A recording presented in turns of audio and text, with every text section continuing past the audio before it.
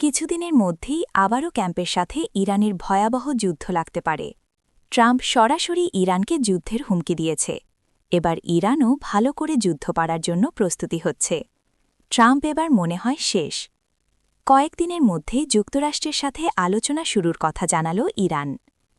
ইরানের সাথে বাণিজ্য করা দেশগুলোকে শুল্ক হুমকি দিয়ে নির্বাহী আদেশ ট্রাম্পের। ইরানের সাথে খুব ভালো আলোচনা হয়েছে। ট্রাম্প ইসরায়েলি প্রশিক্ষণপ্রাপ্ত গোয়েন্দা ছিলেন যৌন অপরাধী অ্যাবস্টেইন। এতক্ষণ শুনছিলেন সংবাদ শিরোনাম, এখন বিস্তারিত। আপনি যদি মুসলিমদের পাশে থাকতে চান তাহলে ভিডিওতে লাইক করে চ্যানেলটি অবশ্যই সাবস্ক্রাইব করে দিবেন এবং কমেন্টে জানিয়ে দিবেন আপনার মূল্যবান মতামত। এখন বিস্তারিত।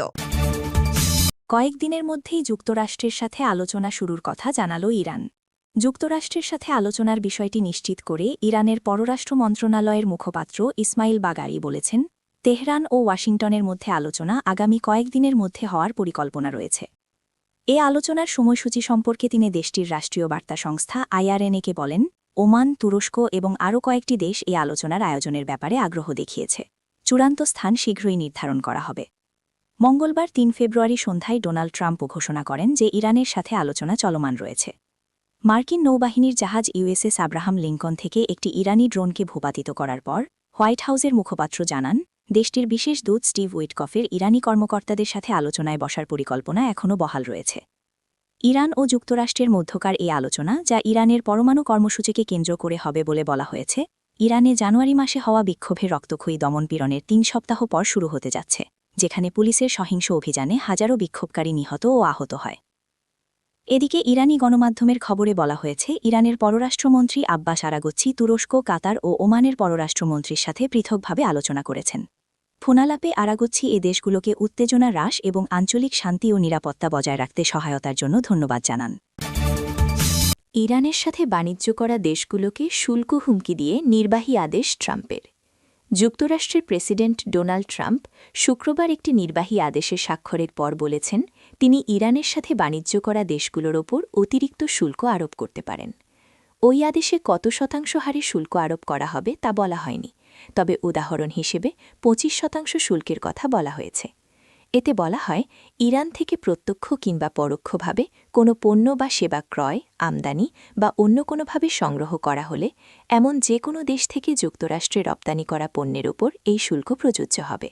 নির্বাহী আদেশটির বিষয়ে সরাসরি কোনো মন্তব্য করেননি ট্রাম্প, তবে শুক্রবার রাতে এয়ারফোর্স ওয়ানে সাংবাদিকদের সাথে কথা বলার সময় তিনি আবারও বলেছেন, ইরানের হাতে কোনোভাবেই পারমাণবিক অস্ত্র থাকতে পারবে না। এটি এমন সময়ে হল যখন ওমানে আলোচনা করছিলেন যুক্তরাষ্ট্র ও ইরানের সিনিয়র কর্মকর্তারা। এর আগে কয়েক সপ্তাহ ধরে পাল্টাপাল্টি হুমকি আসছিল উভয় পক্ষ থেকেই। এর আগে চলতি বছরের শুরুতে নিজের সামাজিক মাধ্যম সোশ্যাল ট্রুথে ট্রাম্প ইরানের সাথে যেসব দেশ ব্যবসা করে তাদের ওপর 25% শুল্ক আরোপের হুমকি দিয়েছিলেন। গত 12 জানুয়ারি তিনি লিখেছিলেন, অবিলম্বে কার্যকর হবে। ইরানের সাথে ব্যবসা করা যে কোনো দেশের ওপর 25% শুল্ক আরোপ করবে মার্কিন যুক্তরাষ্ট্র। ওই সময় এই শুল্ক কিভাবে কার্যকর হবে তা নিয়ে বিস্তারিত আর কিছু বলা হয়নি। উল্লেখ্য, ইরানের বৃহত্তম বাণিজ্যিক অংশীদার চীন, এর পরেই রয়েছে ইরাক, সংযুক্ত আরব আমিরাত, তুরস্ক ও ভারত। ইরানের সাথে খুব ভালো আলোচনা হয়েছে। ট্রাম্প যুক্তরাষ্ট্রের প্রেসিডেন্ট ডোনাল্ড ট্রাম্প বলেছেন, ইরান ইস্যুতে ওয়াশিংটনের সঙ্গে খুব ভালো আলোচনা হয়েছে এবং আগামী সপ্তাহের শুরুতেই উভয় পক্ষের মধ্যে পরবর্তী দফার বৈঠক অনুষ্ঠিত হবে। শুক্রবার 6 ফেব্রুয়ারি ওমানের রাজধানী মাস্কাটে অনুষ্ঠিত যুক্তরাষ্ট্র ও ইরানের মধ্যে পরোক্ষ আলোচনার পর ফ্লোরিডার মারে লাগো রিসর্টে যাওয়ার পথে এয়ারফোর্স ওয়ানে সাংবাদিকদের সঙ্গে আলাপকালে ট্রাম্প এ মন্তব্য করেন। তিনি বলেন, ইরান খুব আগ্রহের সঙ্গে একটি চুক্তি করতে চায় বলে মনে হচ্ছে। আমরা খুব ভালো আলোচনা করেছি। ট্রাম্প আরও জানান, চলমান কূটনৈতিক উদ্যোগের অংশ হিসেবে আগামী সপ্তাহের শুরুতেই নতুন করে আলোচনা বসবে।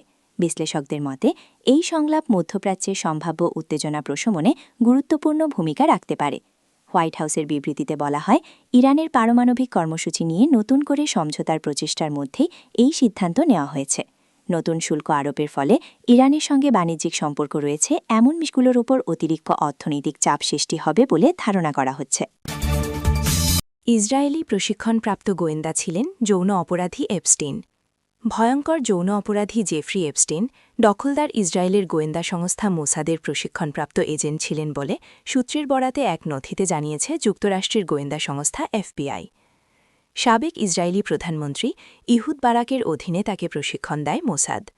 সংবাদ মাধ্যম মিডল ইস্ট আই শুক্রবার ৬ ফেব্রুয়ারি এক প্রতিবেদনে জানিয়েছে, এফবিআইয়ের ২০২০ সালের একটি নথিতে এপস্টেইনের মোসাদের এজেন্ট হওয়ার বিষয়টি উল্লেখ আছে। নথিটি এপস্টেইন ফাইলের সঙ্গে গত সপ্তাহে প্রকাশ করা হয়। এফবিআই ওই নথিটিকে গোপনীয় মানবীয় সূত্র সিএইচএস প্রতিবেদন হিসেবে উল্লেখ করেছে। নথিতে যুক্তরাষ্ট্রের নির্বাচনী প্রক্রিয়ার উপর অনুপযুক্ত দেশীয় ও বিদেশি প্রভাব সম্পর্কে গোয়েন্দা তথ্য রয়েছে। তবে ওই সূত্রটি এগুলোর বাইরেও অন্য আরও কথা বলেছেন, যেগুলো এই নথিতে লিপিবদ্ধ করা হয়েছে। এফবিআইয়ের প্রতিবেদনটিতে বলা হয়েছে, এপস্টেইন ও হার্ভার্ড বিশ্ববিদ্যালয়ের আইন বিভাগের প্রফেসর অ্যালান ডারসোউইজের মধ্যে হওয়া ফোন আলাপে আড়ি পাতে তাদের সূত্রটি। তাদের মধ্যে ফোনে কি কি কথা হতো সেগুলো মোসাদকে জানাত ওই সোর্স। সূত্রটি এফবিআইকে বলেছেন, ইসরায়েলি প্রধানমন্ত্রী ইহুদ বারাকের বিভিন্ন আলাপচারিতা শোনার পর তিনি নিশ্চিত হন এপস্টেইন মূলত মোসাদের একজন গুপ্তচর।